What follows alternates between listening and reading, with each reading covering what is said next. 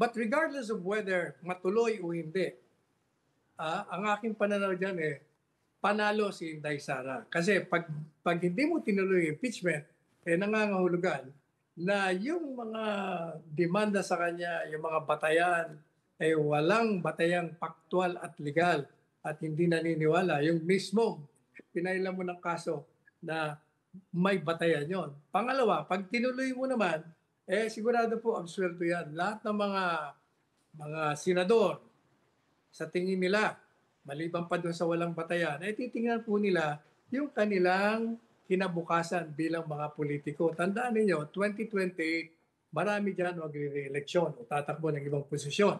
At dahil nga sa nangyaring lumagapak lahat na kumontra, hindi nila gagawin na kumontra sa mga Duterte. Maliban na lang yung mga sagad na nasa kaliwa o nasa dilaw.